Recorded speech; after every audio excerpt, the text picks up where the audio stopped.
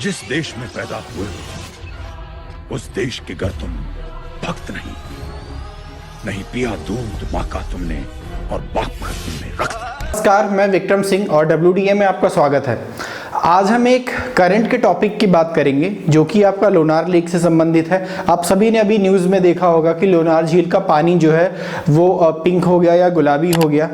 तो ये एक करंट का इतना इंपॉर्टेंट टॉपिक है कि आपके जितने भी डिफेंस के एग्जामिनेशन हैं यहाँ से इसके क्वेश्चंस आपके बनेंगे अपकमिंग आपके एग्जाम आने वाले में। तो हम अभी जानेंगे कि लोनार झील का पानी जो है उसके वो पिंक हुआ क्यों, उसको जो वैज्ञानिक कारण है वो क्या थे, उसका निर्माण कब हुआ था, कहाँ कहाँ उसका जो है वो मेंशन है। मतलब आपके एग्जामिनेशन पॉइंट ऑफ व्यू से ही मैं सारी की सारी डिटेल आपको उसको पढ़ा दूंगा कि आपके एग्जाम में अगर वहां से कोई भी क्वेश्चन बनता है डिफेंस एग्जामिनेशन में आपके अगर, तो कोई भी क्वेश्चन वहां से आपका छूटेगा नहीं। झील जो है वो किस तरीके से उसके exam of point of view से आपके क्वेश्चन जो है वो बन सकते हैं। तो सबसे पहले हम बात करते हैं कि लोनार झील जो है वो कहाँ स्थित है। तो ये महाराष्ट्र में, ठीक है। महाराष्ट्र में आप देखोगे कि मुंबई से 500 किलोमीटर दूर आपका जो बुल्ढाना डिस्ट्रिक्ट है ये वहां पर सिचुएटेड है। कौन सी? लोनार झील, ठीक है। दूसरा पॉइंट इसमें याद रखना है कि ये खारे पानी की झील है। खारे पानी की झील मतलब कि इसका जो वाटर है वो सलाइन है, और सलाइन वाटर का मतलब होता है कि इसका जो pH वैल्यू है वो कितना है? 10.5 है। तो आपको ये याद रखना है कि pH value of Lonar lake is 10.5। तीसरा पॉइंट इसमें बनता है कि इस झील का निर्माण कहते हैं कि लगभग 50 साल पहले उल्का पिंड के टकराने से हुआ है, और फॉर्म क्या हुआ? क्रेटर फॉर्म हुआ यहाँ पे, ठीक है। तो यहाँ पर जो है वो क्रेटर फॉर्म हुआ और क्रेटर से जो है ये लेक बनी। तो यहाँ से भी एक क्वेश्चन आपके एग्जाम में बन सकता है यहाँ से कि क्रेटर्स क्या होते हैं और वो कौन सी झील बनी थी क्रेटर से। यहाँ अगला आप याद रखोगे कि जैसे देखा आपने ना न्यूज़ में बहुत बिल्कुल हल्ला हो रखा है ना कि लोनार झील का पानी पिंक हो गया।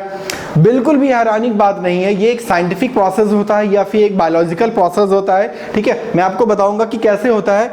आपने देखा होगा कि ये दो चीज़ों की वजह से हो रहा है, एक जो उसकी सॉल्ट होता है और एक जो होता है उसका बैक्टीरिया होता है।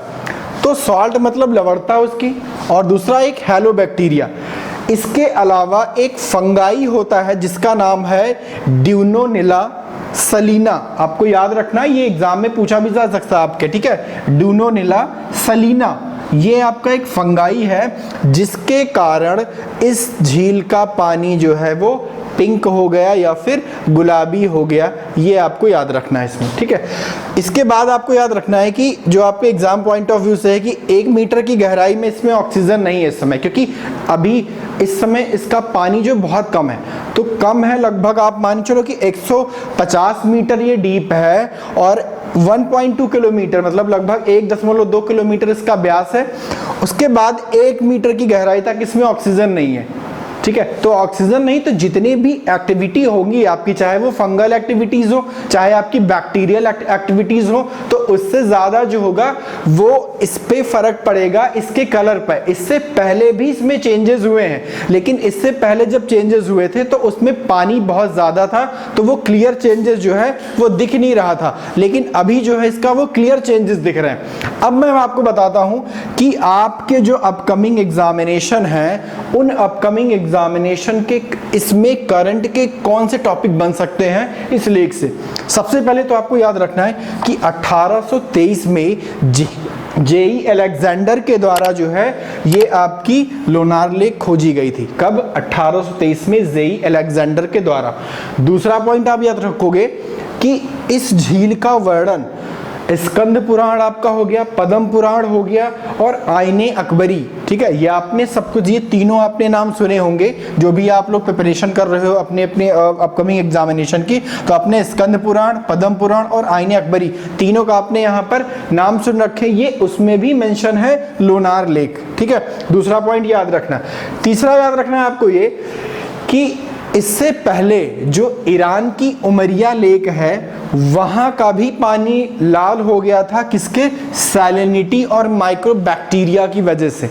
ठीक है, तो अगर पूछा जा सकता है कि इससे पहले जो है वो ऐसी कौन सी झील है जिसका पानी जो है वो लाल हो गया था ईरान में, तो आपको झील का नाम याद रखना है, उमरिया लेक। अगला इसमें याद रखोगे कि ये जो लोनार झील है ये अधिसूचित राष्ट्रीय भौगोलिक धरोहर है। अधिसूचित राष्ट्रीय भौगोलिक धरोहर, तो इतने पॉइंट आप इसमें याद रखोगे। इससे ज्यादा लोनार झील से रिलेटेड क्वेश्चन आपके एग्जाम में नहीं बनने वाले हैं, बस इतना पढ़ना है। 5 से 6 पॉइंट है, ये आपको ऐसे ढंग से याद करना है, सारे आपके अपकमिंग एग्जामिनेशन के क्वेश्चन उसमें मैच कर जाएंगे।